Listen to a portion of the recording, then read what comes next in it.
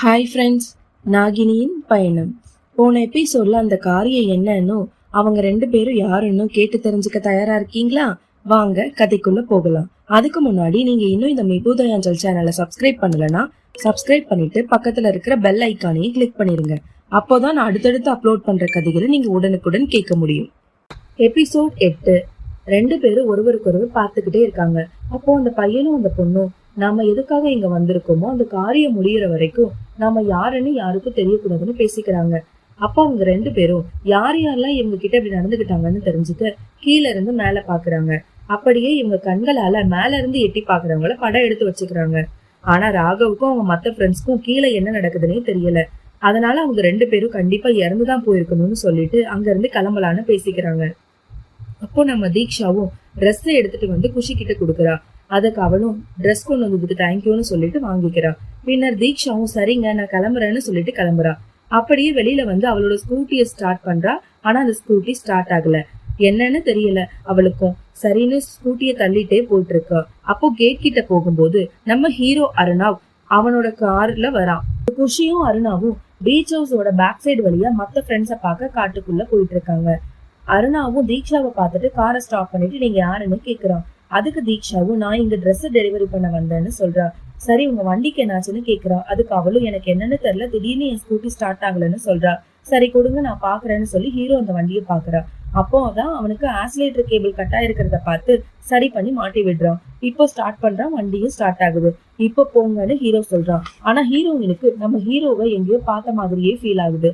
அதே மாதிரிதான் ஹீரோக்கும் நம்ம ஹீரோயினை எங்கேயோ பார்த்த மாதிரி ஒரு ஃபீல் இருக்கு. ரெண்டு பேரும் ஒருவருக்கொருவர் பார்த்துக்கிட்டே இருக்காங்க. அப்போ ஹீரோயினுக்கு ஒரு போன் ஒண்ணு வருது.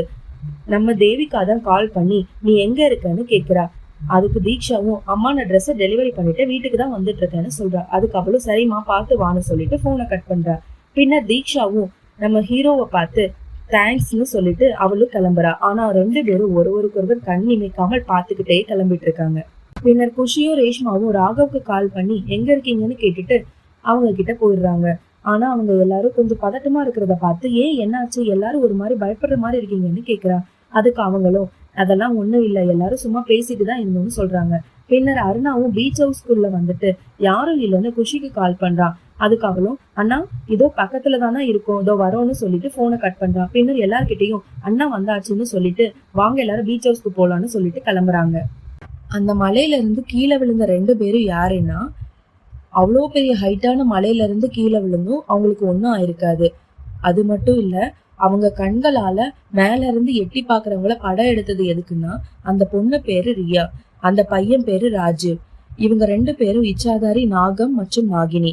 இவங்க ரெண்டு பேரும் சில விஷயங்களை கண்டுபிடிக்கிறதுக்காக நாகலோகத்துல இருந்து வந்திருப்பாங்க.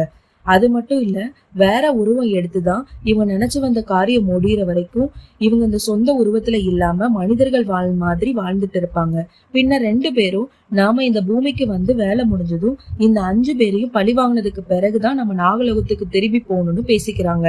உடனே ரியா ராஜீவ் கிட்ட நாம இங்க பக்கத்துல இருக்கிற சிவன் கோவிலுக்கு போய் பார்க்கலாம், நாம அங்க எதையாச்சும் கண்டுபிடிக்க முடியுமான்னு பாக்கலான்னு சொல்லிட்டு அந்த கோவிலுக்கு போயிட்டு இருக்காங்க. இவங்க ரெண்டு பேரும் எதுக்காக நாகலோகத்தை விட்டு வந்திருப்பாங்க, இவங்க எதுக்காக கோவிலுக்கு போறாங்க, அதை பத்தி தெரிஞ்சுக்கிட்டாங்களா இல்லையான்னு நெக்ஸ்ட் எபிசோட்ல கேட்டு தெரிஞ்சுக்கலாம். அது வரைக்கும் பை பை ஃப்ரெண்ட்ஸ்.